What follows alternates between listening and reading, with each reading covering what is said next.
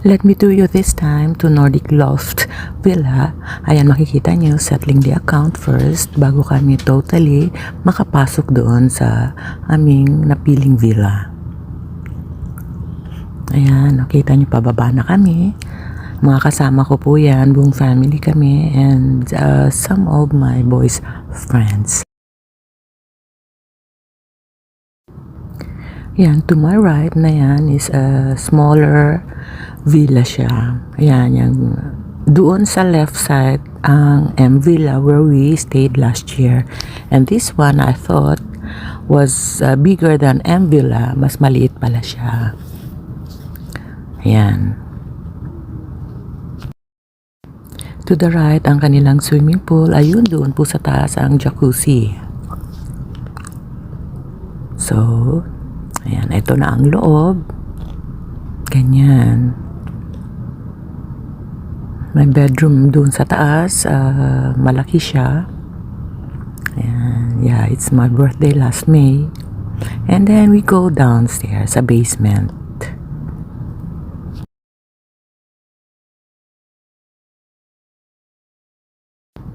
Ayan, to the right, ang entrance po ng basement. Andyan ang karaoke.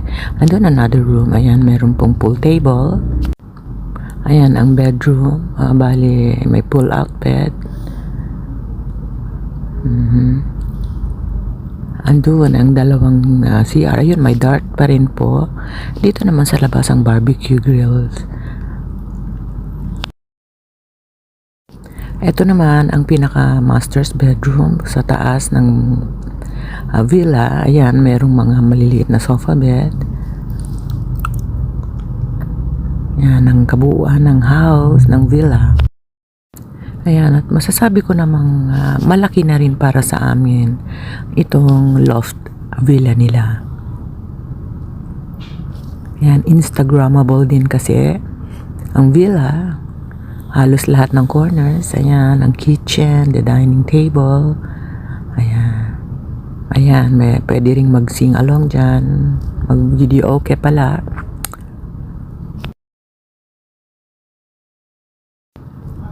Ayan. Siyempre, ako yan. Ayan po. Ayan, mayroon silang greetings na ganyan pag may occasion. Ayan, ang dining table. Ayan naman ang comfort room sa baba. Yung doon sa basement, hindi ko na po kasi nakunan. Ayan, ang shower room.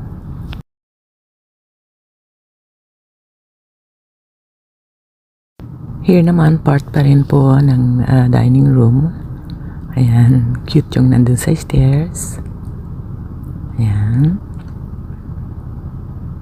Ang swimming pool naman nila during daytime, ayan naman po. Ayan. And of course, yung birthday cake na binigay nila sa akin ng aking manugang at ng aking, yung GF daw ng aking bunso. Ayan uli ako.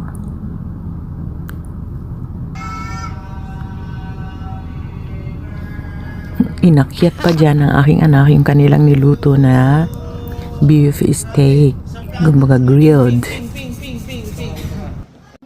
Hindi ko na naipakita kung paano niluto ang mga pagkain, pero tulong-tulong po ang lahat dyan. Ayan.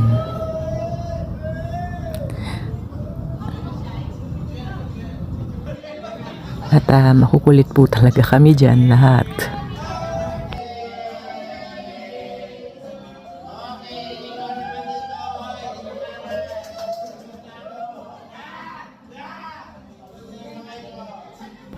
Ayan ang kabuuan ng aking birthday cake. Ito naman, night swimming. Ang nangyari dyan, wala rin akong kuha nung kaming lahat ay nagsiswimming kasi lahat busy. Ito, ayan sa basement yan.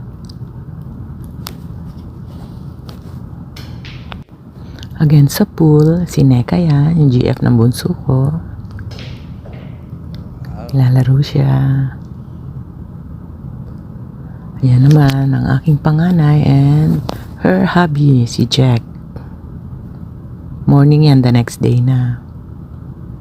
And ayun, nasa jacuzzi ang husband ko together dun sa dalawang tropa ng mga boys ko.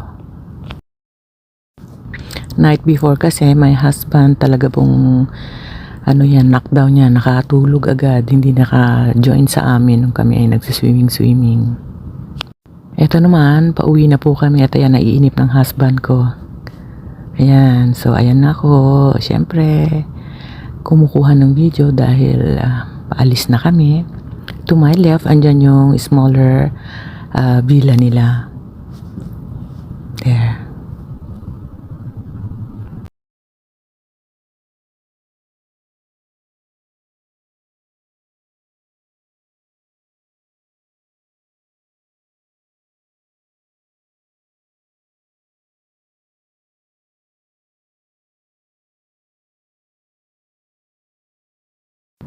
So back to the office to settle the final account for checkout. One last shot kasi ayan, talagang paalis na kami niyan.